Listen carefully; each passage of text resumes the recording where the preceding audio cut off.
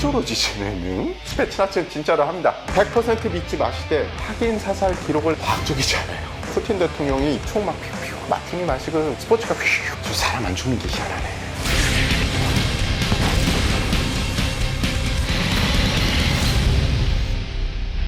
인터넷을 검색을 해보시면은 무슨 뭐 방화복을 입은 상태에서 화염병을 맞고 버티는 거, 동료에게 실탄을 장전된 총을 쏘고 이런 거 나오죠? 진짜로 해요. 스페츠나츠는 진짜로 합니다. 왜냐? 스페츠나츠기 때문이에요. 훈련 자체에 그다지 제한이 서방 세계보다 없습니다. 그렇기 때문에 교육 장교들이 야 이거 우리 부대한테 필요하겠는데 그러면은 좀 무식해도 그냥 해요.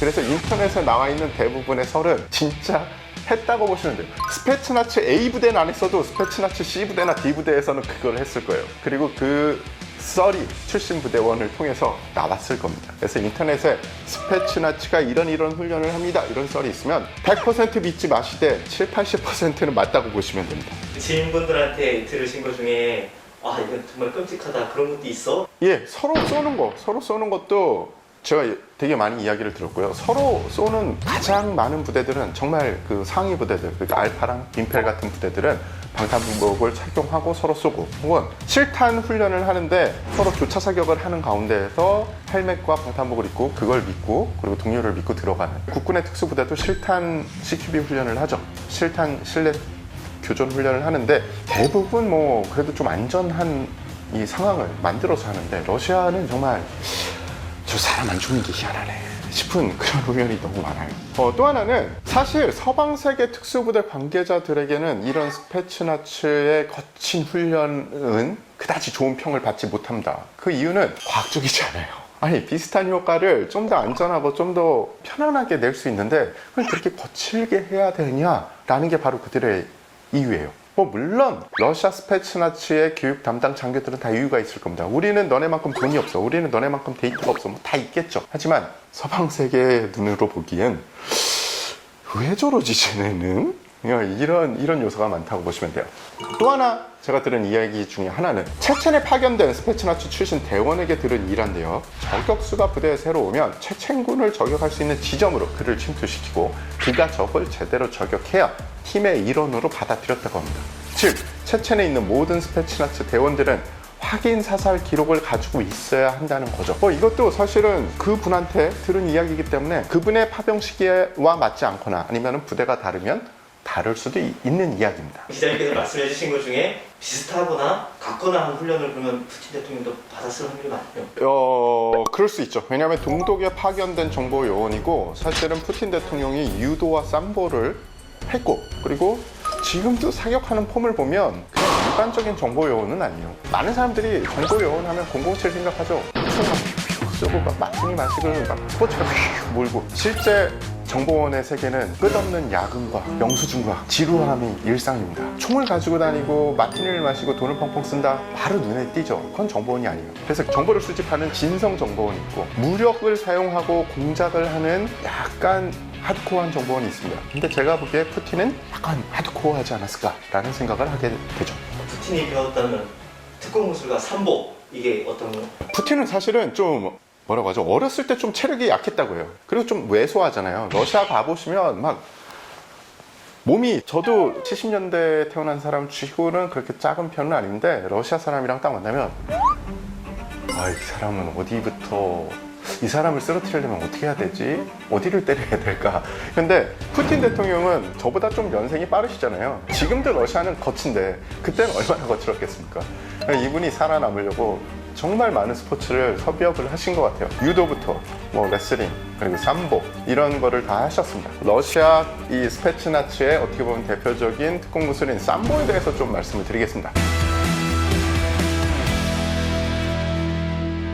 삼보는 러시아어로 무기를 사용하지 않는 맨손 호신술이라는 뜻입니다. 러시아의 토착 레슬링과 몽고 씨름 그리고 유도 등의 장점을 모아 만든 전투용 격투수이죠. 스페츠나츠의 격투 교과 과정 중에 하나이기도 한 삼보는 구소련의 국민의식 고치라는 큰 공헌을 해서 국기로 지정이 되었습니다. 그러니까 우리로 치면 태권도 비슷하다고 보시면 되죠. 그리고 푸틴 대통령도 삼보 선수 생활을 한 적이 있을 정도로 삼보에 심취를 했고요. 러시아의 군과 경찰은 물론 정재계 등의 각 분야의 많은 인사들도 이 삼보를 익혀서 상당한 수준인 분들이 많다고 해요. 아쉽게도 직관을 한 적은 없어요. 이 삼보가 러시아 밖에서 쉽게 접할 수 있는 무도는 아닌 것 같아요. 특히 미주 지역에는 삼보가 그렇게 막 퍼져 있진 않아요. 그래서 제가 직접 본 적은 없지만 많은 이야기를 들어봤습니다. 경험자들에 따르면 전통 삼보가 요새 이 러시아군 맨손 격투술로 유명해진 시스테마보다 좀 더 실전적이라고 하는 평가를 많이 합니다. 뭐 이건 제 평가는 아니에요. 제가 아는 이 러시아 특수부대 출신 분들은 에이 그래도 삼보지 라고 이야기하는 분들이 많은 거죠. 레슬링은 인간이 사용한 가장 오래된 맨손 격투술 중에 하나이죠. 유도나 주짓수에도 이 많은 영향을 준 무술인데요. 삼보도 레슬링의 어떤 기술들이 하나의 축이 돼서 발전한 무도입니다. 스페츠나체 삼보는 흔히 전투 삼보라고 하는데요. 현대 이종 격투기와 비슷하다고 보시면 됩니다. 스페츠나체 전투 삼보는 정상적인 맨손 격투는 물론 깨진 벽, 벽돌, 길거리 표지판, 유리창 등 그 모든 손에 잡히는 것을 사용해 적을 살상하는 것을 목적으로 교육된다고 합니다. 살상을 염두에 두고서 하는. 옛날 영화 싸움의 기술에 보면은 그 아저씨가 가르치는 게 그게 삼보라고 봅니다. 형광등을 깨서 찔러라 뭐 이런 게 바로 삼보가 아닌가. 이런 삼보가 저희 나라에서도 대회가 개최된 적이 있나요? 예, 우리나라에서 아시아 최초로 삼보 세계 선수권 대회가 개최된 적이 있습니다. 2013년 용인 아시아 선수권 대회에서 개최가 됐고요. 2019년 청주에서 세계 삼보 선수권 대회가 개최됐죠. 자, 2019년 청주에서 세계 삼보 선수권 대회가 개최됐을 때 푸틴 대통령이 직접 성공 개최 메시지를 보낼 정도로 삼보에 대한 사랑이 남달랐었습니다. 푸틴 대통령은 특기가 있어요. 좀 언제나 시간에 늦고요. 그리고 유도를 하거나 뭐 운동을 하고 있으면 지나치질 못해요. 그래서 가서 꼭 자기의 최고의 기술을 가르쳐요. 그래서 유튜브에 푸틴 짤을 보시면 그런 게 되게 많아요. 양복 입고 가다가 갑자기 이렇게 이게 내가 잘 쓰는 기술이야. 그래서 가르쳐주고 가고 뭐 이렇게 뒤에서 수행원들이 가다가 그거 다 보고 이렇게 박수치고 가고 그렇게 해서 알게 되지 않았을까 싶고요. 제가 보기에는 극동아시아 국가들 중에서는 한국이 좀 이런 무도를 좀 빠르게 접하는 나라가 아닌가 싶어요. 워낙에 태권도라는 게 이렇게 쫙 깔려 있으니까 다른 무도가 와도 좀 빨리 흡수하지 않나 이런 생각이 있습니다. 특수부대 외모상의 가장 큰 특징? 뭐 이런 걸 몇 개 혹시 꼽아주실 수 있어요? 특징이 없다라고 이야기하긴 그렇고 특수부대원들을 만나보면 외모적으로도 비슷하고 성향도 되게 비슷해요. 그거는 어느 나라 특수부대나 다 똑같은 것 같아요. 이 특수부대원 분들이 이 얘기를 해도 되는지 모르겠다. 이성들한테 인기가 많아요. 그 이유가 일단은 운동을 많이 하잖아요. 몸매가 되게 비슷해지는 경우가 많습니다. 운동도 수영, 타격기, 달리기에 따라서 몸이 다르게 발달하긴 하죠. 하지만 그 모든 것을 고루 갖춰야지 특수부대가 되거든요. 잘 달려야 되고 잘 싸워야 되고 수영도 잘해야 되잖아요. 그래서 특수부대원 분들이 몸이 되게 날렵하다고 해야 될까요? 그렇기 때문에 이성들한테 눈을 많이 끌고요. 피부 건강도 또 괜찮아요. 그래서 그분들의 외모 특징을 보면 눈 있는데 튀어나오고 그리고 안쪽 들어가고 턱 나오고 이러잖아요. 또 손이 좀 다르죠. 아무래도 도구, 총이나 아니면은 뭐 운전 많이 하고 뭐 흔히 쇠질이라고 하죠. 이 웨이트 들고 이런 사람들은 또 손이 또 달라요.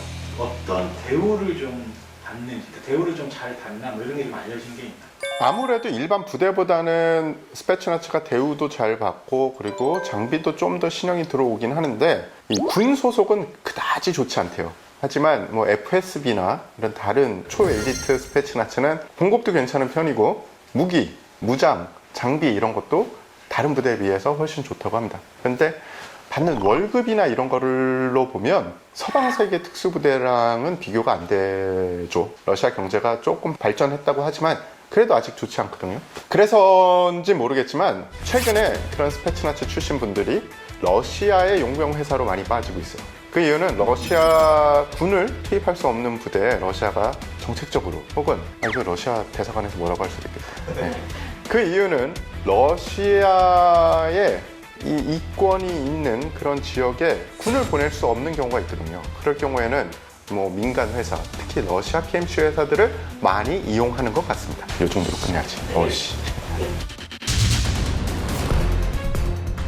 스페츠나츠의 악명 높은 작전은 테러리스트들 사이에서 너무 무지막한 모스크바 극장 테러와 인질 전원을 사살하겠다고 세계 최악의 인질극을 시작합니다.